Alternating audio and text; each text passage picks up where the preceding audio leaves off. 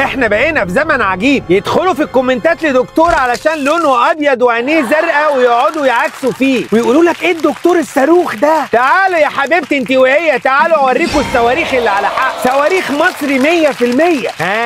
ايه رايكم بقى في الصواريخ دي؟ دي الصواريخ ولا بلاش؟ دي الصواريخ اللي تتعاكس يا ولا. ساعتها بقى لما تعكسوها الخرفان هتخش بقى تاخد برنتات سكرين لكومنتاتكم ويبعتوها لجوازكم ويقولوا بيعكسوا الصواريخ الجديده، اصلهم دلوقتي بقوا بيشككوا في تصنيع السلاح. تلاقي الواحد قاعد على قهوه وسارق واي فاي من جاره ويقول لك هي مصر فعلا بتصنع سلاح، دي ما بتعرفش تعمل ابره، والنغمه الحمضانه بتاعت كل مره لا بتصنع سلاح يا روح امك. مش بس بتصنع، دي داخله مرحله مش هزار يا ولا، مرحله اقعد يا باشا علشان المفاجآت ورا بعضها. اول ما تسمع وزير الدوله للانتاج الحربي يتكلم بلاش تعامل الموضوع على انه بيان عادي، حط لسانك في بق امك كده وركز واسمع، لان ده مش مؤتمر، ده انذار مبكر، ده صوت حد جاي بيقول لك اللي جاي تقيل. وبدل ما الناس تدخل تقول لك ما شاء الله ايه الحلاوه دي يا دكتور، ايه الصاروخ القمر ده يا مصر، تلاقي واحد خروف بليه يخش يقول لك ده ايه ده يا عم، ده عاملين اعلان. اعلان ايه يا معلم يا ابو قرن انت وفرو؟ ده مش اعلان، ده عرض قوه يا حنتي، ده عرض احنا بنصنع امننا بايدينا ومش محتاجين نستلف خرطوش من حد. تعالى بقى خش يا ولا كده في عيد بيخش، تعالى خش في الجد شويه كده ونتكلم في اول نقطه وهي الدعم السياسي. عارف لما ابوك كده يبقى واقف وراك في ظهرك سندك، تبقى داخل على الامتحان كده ويقول لك ذاكر يا بابا وما تقلقش انا في ظهرك وهجيب لك كل حاجه حلوه. هو ده بالظبط اللي الدوله بتعمله، بس بدل الامتحان تصنيع سلاح، بدل الكتاب خط انتاج. يعني المهندس داخل مصنع الانتاج مش لوحده، ده داخل ومعاه الدوله كلها، وبكده يبقى عندك استقلال قرار. يعني ما حدش يقدر يقول لك اقفل الزرار ده، لا ما عندناش ما حدش يديه، سيب المسافه دي، لا يا حبيبي ده سلاحنا واحنا اللي عاملينه. شايفين السلاح يا جدعان؟ مش السلاح ده،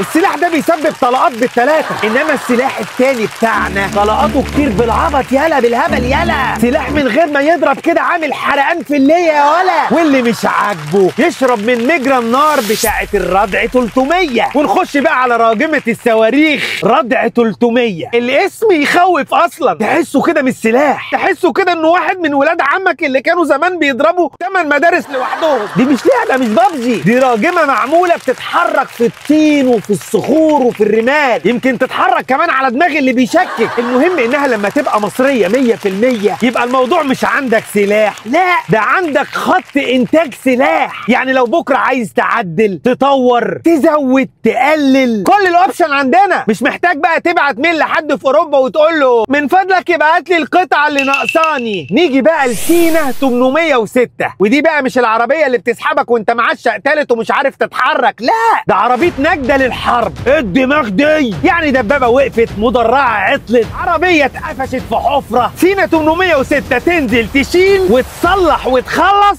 وتقول لك سلام. طب ده معناه ايه؟ ان الجيش بتاعنا مش ماشي بسيستم اضرب واجري، لا ده عامل منظومه كامله، سلاح ودعم واصلاح، يعني المعركه كلها في جيبه، ومش سلاح منفرد بقى شارد كده في الصحراء زي شريحه ضايعه منك. نيجي بقى للقنبله، المركبه الخفيفه بالمدفع الثنائي 23 ملم، ده معروف انه بياكل الجو هم هم هم، فلما تقلل الارتداد وتحطه على مركبه خفيفه وسريعه يبقى عندك منصه مطارده طيارات مسيره وتهديدات على الارض. واي حد يقول لك ده كلام قول له امك في الحمام، ده مش كلام يا حنتي، ده 23 ملم يا بيه. وفي الاخر نرجع نقول لكم ان الحقيقه في ايدكس 2025 ده مش معرض عادي، مش مول العرب، هو مش تسوق نخش نشوف ونشتري حاجاتنا ونخرج والجمعه البيضاء والجمعه الزرقاء، ده عرض قوه، عرض صناعه، عرض ان البلد بتبني سلاحها بدماغها وبولادها، وكل ما يطلع منتج جديد بيكون مكتوب عليه بين السطور الجيش المصري. مش قوه وبس، ده بينمو بيتطور وبيصنع قدرته بنفسه. الخلاصه مصر داخله مرحله تصنيع استراتيجي، مش مرحله صور وخلاص، ترسانه بتكبر، جيش بيتسلح وبسلاح صنع في بلده، وده اقوى شكل قوه ممكن دوله تمتلكه. وطبعا تيجي تقول الكلام ده لواحد من اللي بيشككوا يقول لك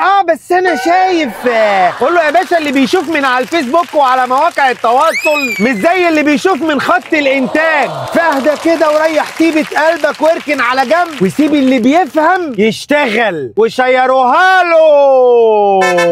اوعى على الصاروخ.